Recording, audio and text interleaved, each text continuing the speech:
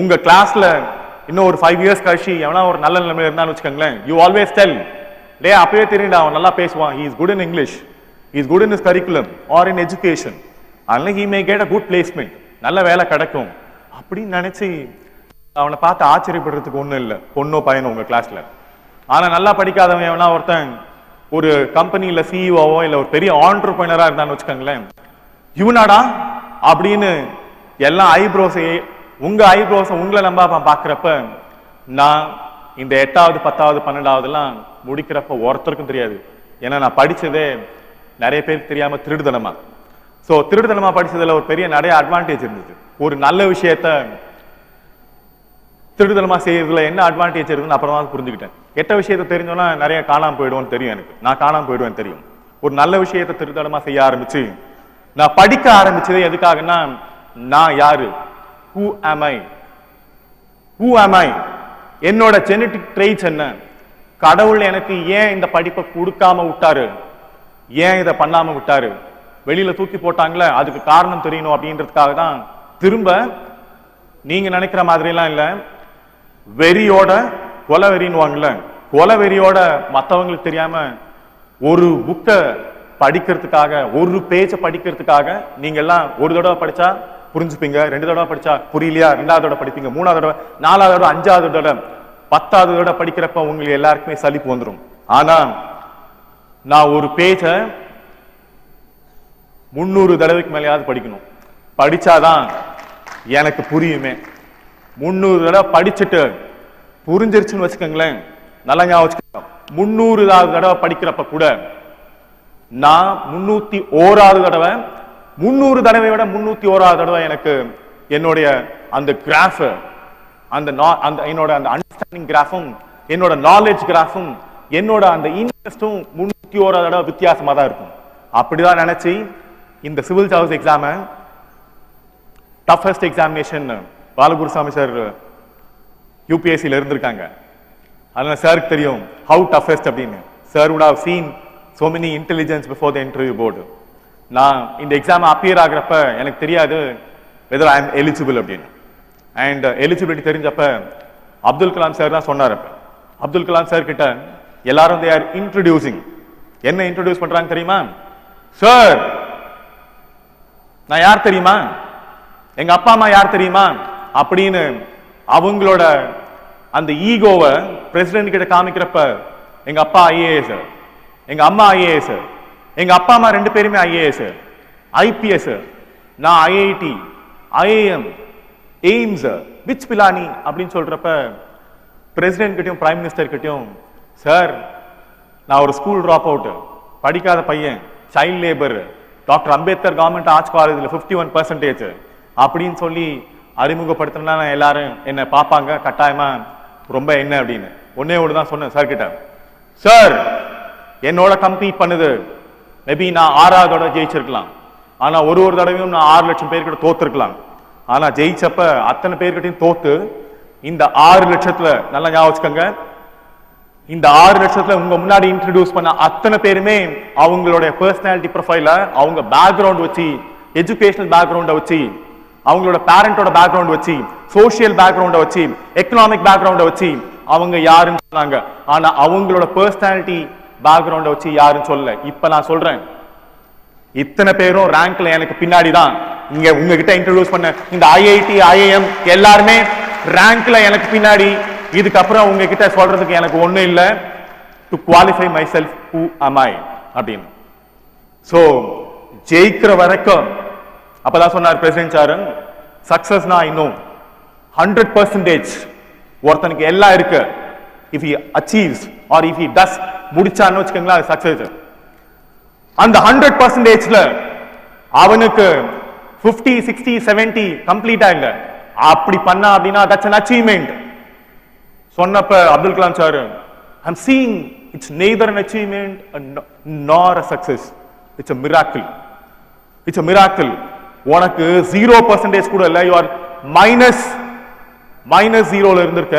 I couldn't believe, நான் என்ன உன்னோட இடத்துல இருந்து வச்சு பார்த்தா எனக்கு சத்தியமா இது நடக்கும் அப்படின்னு வாழ்க்கையில நான் நினைச்சு கூட பார்த்தது இல்லை அப்படின்னு சொன்னப்ப நான் சொன்ன சார் கிட்ட, சார் உங்களுக்கு மிராக்கிள், எனக்கு நடந்தது அது ஒரு ஆர்டினரியான விஷயம்.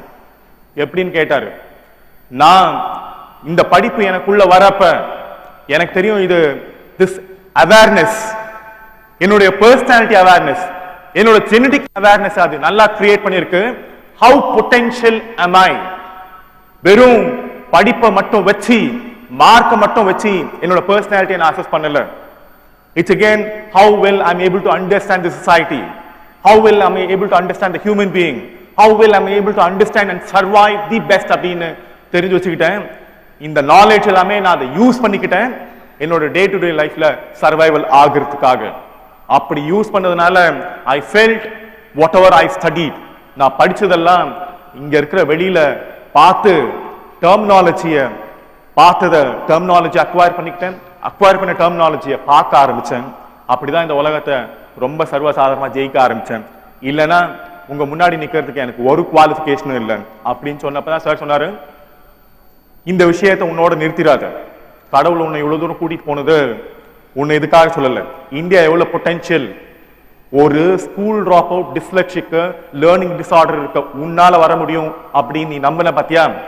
இந்த விஷயத்தை you take to each and every youth of India and tell them.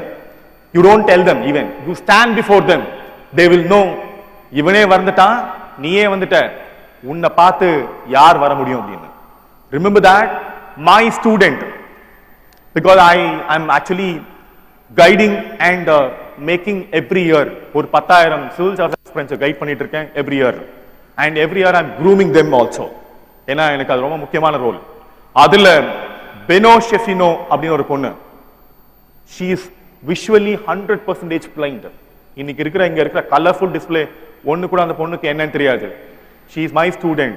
When she said, sir, can I become an IFS officer and IAS officer அப்படின்னு.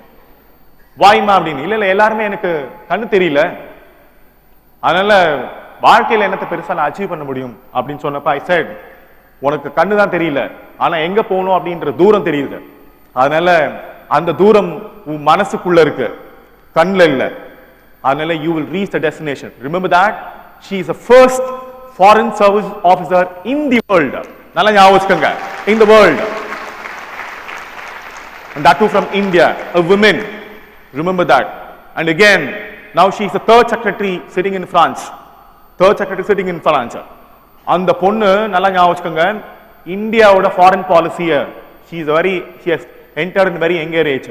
Foreign secretary ஆயிட்டு she will write the foreign policy of India in the year 2040. இந்தியாவுடைய foreign பாலிசியை கண்ணு தெரியாத அந்த பொண்ணு இந்தியாவோட destiny எழுதும். நல்லா ஞாபகம் வச்சுக்கோங்க. If she is that much potential, think about it is only her genetic traits which she has identified and exhibited.